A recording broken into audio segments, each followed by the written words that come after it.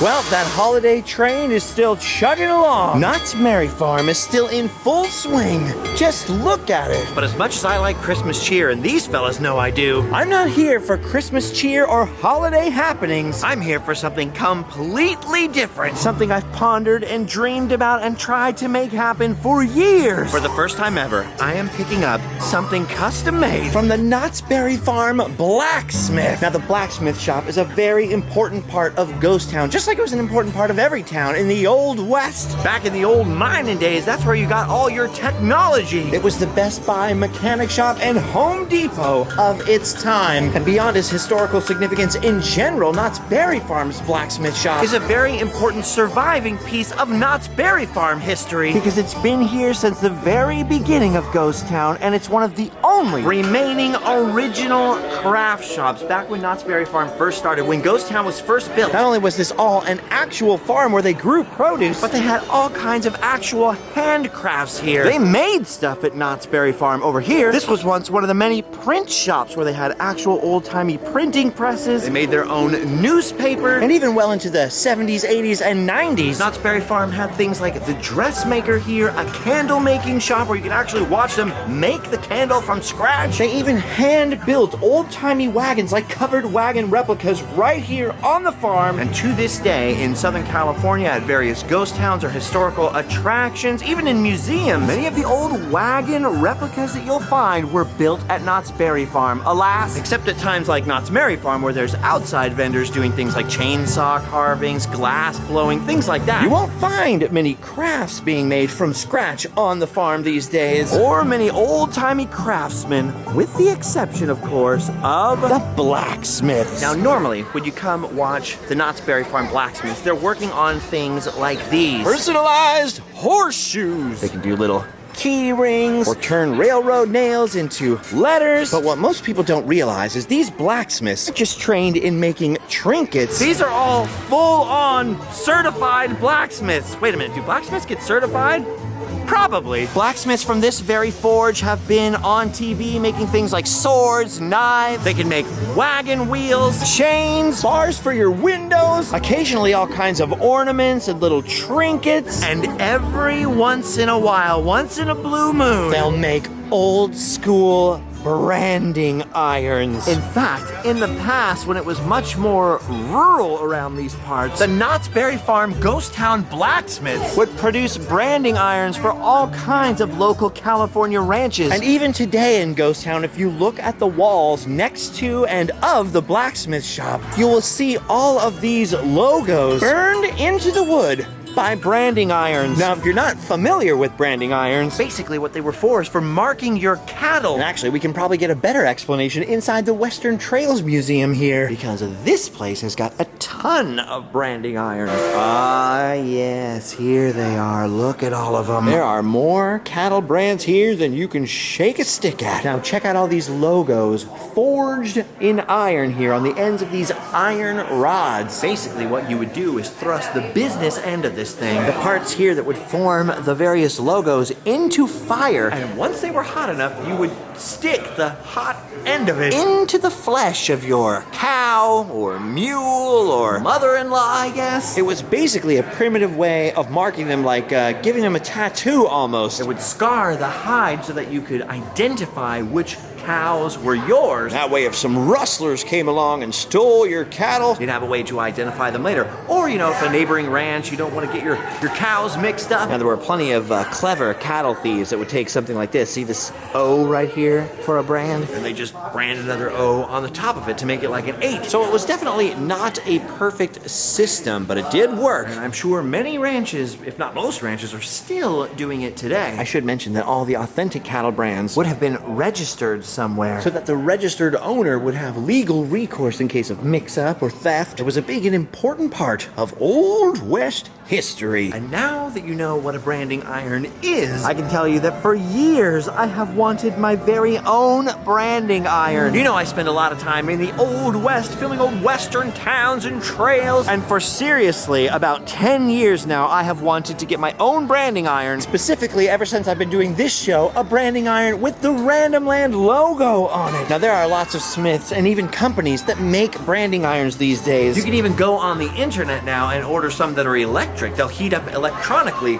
and then you can use them to brand leather or wood. But for all these years, whenever I would contemplate getting my own branding iron and look at some of those websites, I'd think, no, That's not right. I can't do that. I grew up right here in Orange County. and that means that to me, there's only one place One and only one shop that my branding iron should be from. The Blacksmith Shop at Knott's Berry Farm. No, I said years, and I meant years. That I thought about this and even tried to convince the blacksmiths here to do it. But previously, the lead smiths here, The lead smithy was just not interested. for a long period of time, Knott's Berry Farm didn't really do a lot of custom smithing orders. They do the key rings and the personalized horseshoes, some bits and bobs and some of the trinkets you see over here. And even though some of the blacksmiths in their spare time on the farm when there weren't any personalized horseshoe orders would work on bigger projects, That was really about all you could get out of this shop. there was a blacksmith here, the one I mentioned that was on the History Channel, one of those knife shows. That turned me down year after year, time after time when I'd come in here and go, hey, You guys doing any more branding irons yet? And the answer would always be no. He would refer me to different websites or businesses. So like I said, I didn't want to get my branding iron from just any old smithy. I wanted the Randomland branding iron, the random brand, to come from Knott's Berry Farm. So I kept on asking and asking and asking. Sometimes I would get turned down because, well, we're not really doing that right now. We're pretty backed up with personalized horseshoes or whatever it was. Sometimes I would get turned down just because the YouTube thing, they're like, yeah, no, you don't own an actual ranch. We're not sure if we can get away with that. Basically, I got turned down so many times that I'd pretty much given up all hope when I found out last year. Apparently, some of the old blacksmiths retired. There was a big shakeup out here on the farm. And right during that management change, if you want to call it that, I happened to run into one of the blacksmith's wives. Who was like, oh, my husband watches you all the time. He can do it. And that's when Ken the blacksmith entered the picture. Or as he's known in Ghost Town, Rusty Gun. Ken was able to confirm that it was all okay. To make the R into a branding iron. Knott's Berry Farm, of course, now being very familiar with me. And we have a good relationship, Knott's Berry Farm and I. Apparently before, that was one of the major hangups. Like, I'm not a ranch. Who are you? We can't just put anybody's logo onto the walls of Ghost Town. Which, by the way, is how I found out that every branding iron they make here on the farm Gets registered or tested on the wood of the blacksmith shop, either inside or outside here on the walls. which of course made me want that branding iron all the more. And finally, Ken was willing to To take me on as a client or a Smith customer, I don't know. Maybe he's just one of them crazy blacksmiths, or maybe the mayor of Calico put in a good word for me. I'm not sure which. Just a couple of weeks ago, we firmed things up and confirmed it was going down. Just last week, I was out here with Ken looking at the plan, the diagram, and the small pieces of hand-forged metal that would make up the brand. It was actually happening, but branding irons aren't the work of a day. Well, actually, I take that back. They probably could make one in one day. But here on the farm, they like at least like a month lead time. And because my design was slightly unusual in branding iron terms, There was a little bit of welding involved. Anyway, long story short, here I am. I've come back 1 week later, and Ken the blacksmith is just about to finish forging the handle of my branding iron. Okay, Ken, so how does a branding iron start They here? start out in little pieces like this. We're gonna cut these off of a bar. This Little is a pair of pieces, that is a big, long piece.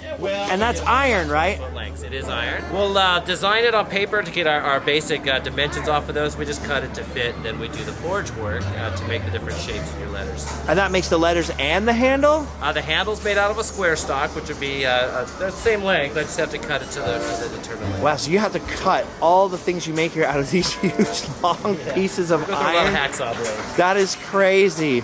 Okay, so that's Knott's Berry Farms brand. So how does this all work? Well, like I showed you with the parent stock over there, we're Right. going to cut these little pieces out. So that's 1, 2, 3, 4, maybe 5, 6, 7 different pieces that all have to be cut. Yeah, that's a lot. So when we're doing that, we lay it out on paper, and we'll do a constant back and forth from the fire to the paper to make sure we've got the right shape. Once we get the shape determined, we'll lay it out one last time, and we send it off to our weld shop, and our weld shop assembles it for us. And then the handle itself is another forged piece. It's one solid piece. In some cases like this, we'll split the ends. Others will secure it to a plate like we did with your brand. This is so exciting. They've already assembled the head of it. They've got it attached to the rod, the main handle. All that's left now is Ken is about to start some finishing touches on the end of the handle where there's a little loop and add a few fancy details. And it shall be done. The Randomland branding iron. Randomland. Look how cool I look in these safety goggles. Blacksmith approved. Look at that. Right now we're putting the handle on branding iron. The handle on the branding iron. We're going to start forging a loop on the end.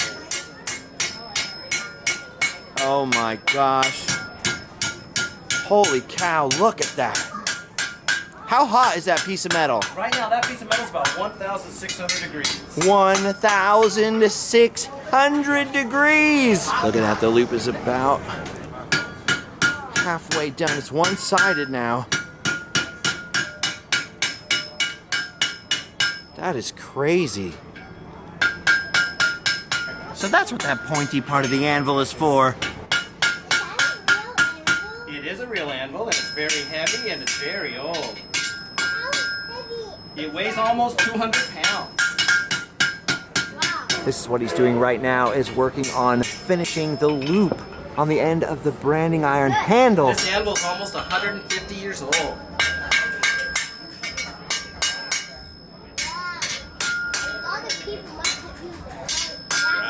Back in the coals now, he's cranking it back up, getting it glowing red hot, putting some finishing touches on the handle. Look at that thing. Your hand gets awful close to that glowing hot metal there. Good thing you're a professional. Oh my gosh. So what are you doing now? I'm going to put a twist in the handle. Oh my gosh, look at that. He is physically twisting the handle. That is nuts. What's the brush for? Just to clean it off a little bit. I want to be able to see it. Make sure the twist is nice and consistent. Straight. How long after you pull it out of the forge can you still do that? I can work with it for about maybe 2-3 minutes if I get it hot enough. On average, I'm in and out every minute or so. Wow. Oh my gosh, he's making that thing out of metal. This is awesome. All right, so now you've squelched it. What do you call that when you stick it in the water? Quenching it. You've quenched the branding iron, and now what's next? Now we are going to register your brand. We're going to burn the shop. We're gonna burn the shop? Not burn it down, just burn it down. All right, Ken is back on the bellows over there, heating up the brand to register it, to burn it in to the side of the blacksmith shop. Here you can see some older brands. This is a super exciting moment. First, Ken's got to soak down the wood out here, and that's for what? So you don't burn the whole building down? That's so we don't burn the building down. Yeah. It'll also leave a very clean impression this way. Okay, good. Fewer scorch marks. That's the idea. This is it, the final moment. Soon, the random brand will come to life. All I gotta do now is buy some cattle. All right, here it comes. Here's our moment of truth. This is it. Mark it right there on the board. Oh, no way! Look at that! You're pushing it with so much force. Look at the strength. Look at the flames. Look at the flames. That is so cool. And there you are. Oh my gosh, he's done it. Immortalized forever. There it is, a dream realized. Oh my gosh, there he is, quenching it, putting it out. Yeah. How about that? That is awesome. I can still smell the smoky flavor. Oh my In gosh. a few minutes, I'll get it all cleaned up. And Okay, take can I her touch it now? Is it safe? It's cool now, yeah. No way! Look at this. Here's the very Randy that did the welding on the brand. Thank you, Randy. Right, That you is so betcha. awesome. It's a random brand now. A random brand. Yes, yeah. a random brand. That's right. So the pieces of the R that you showed me last week, they're all hand-forged It's all- pieces, yeah, it's all but there, you know. welded that all into one solid piece. And you can't even tell. It looks like one piece, like you cast that. Yeah. I mean, trying that's... to blend it, you know, so it looks like it's one piece. Yeah, that looks incredible. Yeah.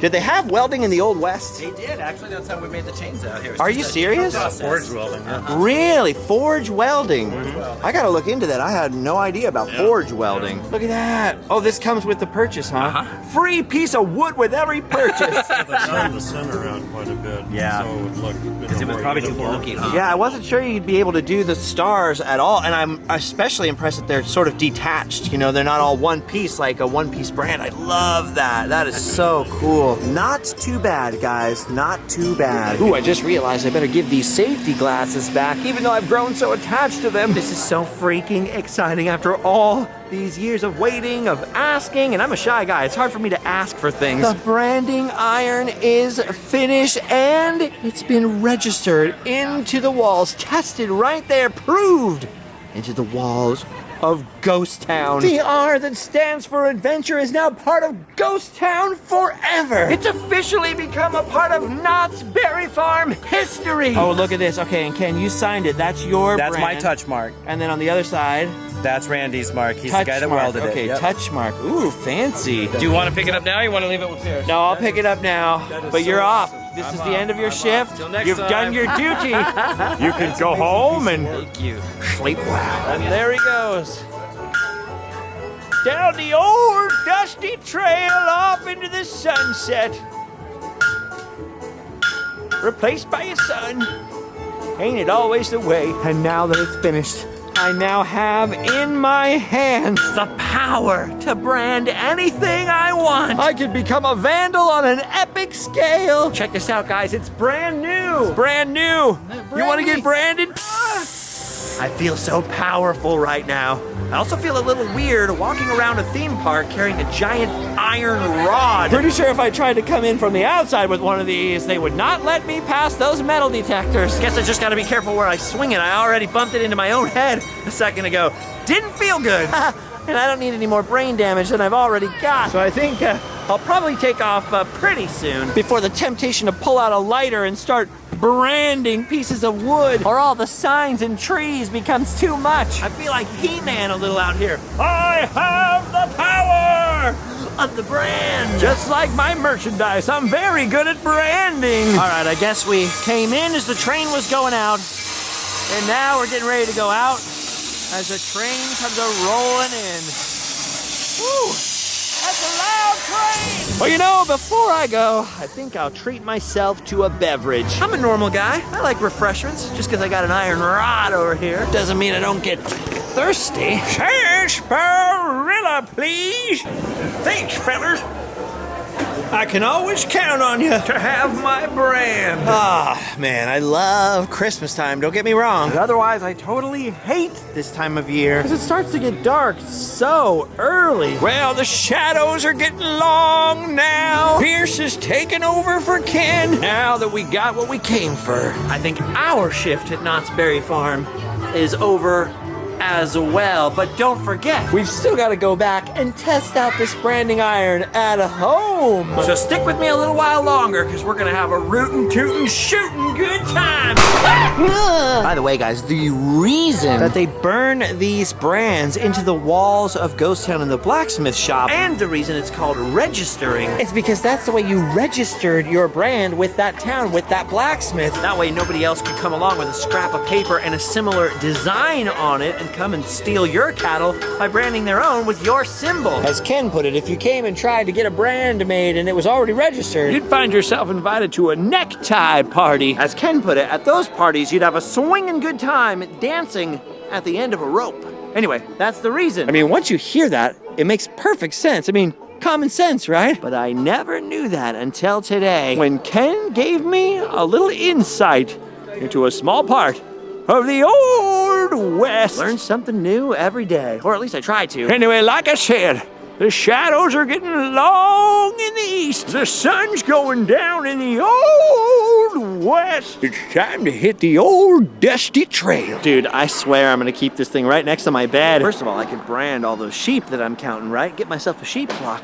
But second of all, this thing would make a good club. Bam! All right, let's saddle up and head home. Well, I was all excited to use my branding iron at home, but I had completely forgotten that it was the antique store Christmas party. And of course, the beautiful Allie wanted to go, so I thought it would just be a little gathering, you know, a little get-together. Instead, it was a huge affair. I never realized how many dealers there were in that antique store, especially because the one that we're in and the one the party was in are owned by the same owner, so double whammy. Finally, I'm home. Nothing else is going on. Allie's packing up some Christmas orders because we got new merch. I'll show you some of that in a second. And I can finally play with fire. What could go wrong? The only problem now is it's probably not that safe to play with fire when the garage is an awful, awful mess, covered with sawdust and wood shavings from working on some carving out here. So before anything else, I'm actually going to have to clean up my mess. I've been carving these splash mountain carvings. They've taken hours and hours of tiny little itty bitty chisel cuts on these. And they're not identical, but they're pretty darn close. Getting pretty close to finish with them too, and then I'll have to paint them, of course. That's a whole other thing. So, sawdust in the eye. Let me clean up in here so we can play with fire.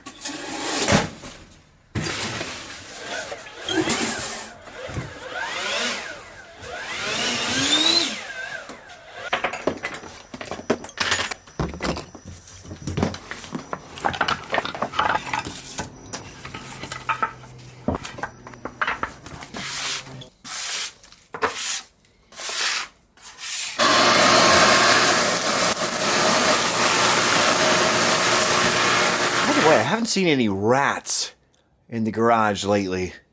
They must migrate south for the winter or something. Maybe we've seen the last of Randy the Randomland rat. Wouldn't that be a great Christmas present? All right, we now have a slightly less sawdusty environment to work with. I didn't really ask for instructions or anything with this. All I was told is that a regular fire, like in your fireplace, would be enough in the hot coals to get it going. But I don't really want to try this in my living room. I suppose I could. I've got fire extinguishers, I guess. I'd rather try it out here. So I'm going to attempt to heat this thing up in full ignorance with this torch.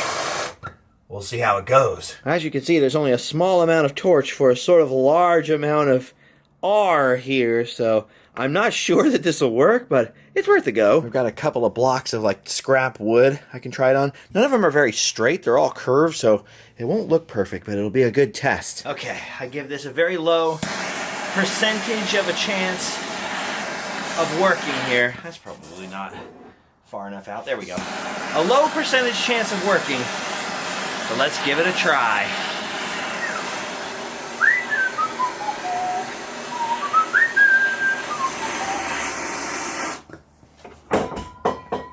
All right. Let's see what that does right there. A little bit. Look at that. A little bit of a char mark, no problem. Let's see. See the stars. It's a little crooked, so the stars are kind of hard to burn into there. You got to kind of separately push the stars. I see. All right. Not perfect, but look at that. It did scorch it a little bit. It didn't burn right in. It wasn't hot enough. I guess we'll have to try later on a real fire with a bunch of coals. That or I just need a much hotter torch. I'll flip it over and try again one more time, see what we can do. That was about 2 minutes of holding the torch on this thing, so it'll take a couple seconds to get it going again. All right. Here we go again. Oh, yeah, look at that. There we go. Gotta give it a little rotation. There's even smoke. Smoke rising. Oh, yeah, look at that. Woo-hoo-hoo. Ooh, that is freaking cool. This thing is still super duper hot. Ooh, hot enough that if I stick it into other stuff, it's still leaving a little bit of scorchiness. Okay, but that one was good. That one was about 3 minutes I heated that thing up. And it totally worked. I forgot to spray it down with water first so that it didn't leave scorching, but I think it's a lot hotter coming from the Blacksmith's forge than from my little wiener torch. But the main thing is that it works. I don't know if it's practical enough to heat up every time 3 minutes for every single carving that I do, but the idea is still solid. I just have to figure out a better way to heat it up quicker in the future. But it works! It actually works! And I can still feel heat radiating off of this thing. Dude, this is so awesome. Oh, I'm gonna have a whole heck of a lot of fun with this. Anyways, other than this stuff, guys, experiment successful, by the way. We are shipping out new merch. If there are some sizes that are out, we're going to get more, but we have sweatshirts for the first time ever, thanks to Allie. Allie's been requesting those from me for years and years, and finally we scrounged up enough change to make some sweatshirts, and we've restocked the Randomland Pirate Adventure shirt, this time glow in the dark. It's by popular demand. Everybody wanted to get it, that shirt. Oh, I never got a chance to get that shirt, so we've brought it back one last time, and this time under blacklight. It'll glow in the dark. It'll glow in the dark if you walk from the sun into a pitch black dark room, I suppose. We also restocked the antique store booth down at the Antique Station in Orange, California, with some t-shirts that you can only get down there. But I can't even think about any of that stuff. All I'm thinking about now is heating this thing back up and sticking it in something else. And now that we've had it made, and I've proven that it works, I think, for the moment, we've done our duty. We can go home and sleep well. Make sure to check the links down below in the description, and I'll see you guys in the next adventure.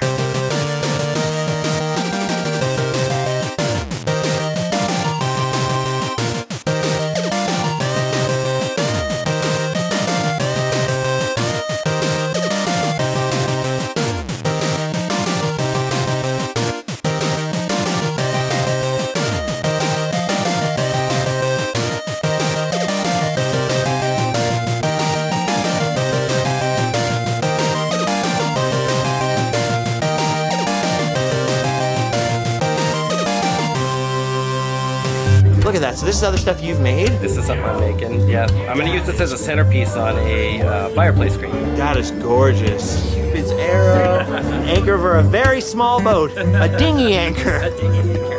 The object of this is to take the stirrup off the heart. Okay. Blacksmiths used to make things like this. We'd take them into the taverns and we would challenge the other people there at the bar. Say, if you can beat it, I'll buy you a beer. If not, you buy me a beer. I would be buying you the beer, for sure. I could never do those. Look at this. The official ghost of Christmas past has given me a Christmas card to open later. Thank you, spirit. They've got short-term memory. If I brand a cow, 2 minutes later they forgot it happened. They're out eating.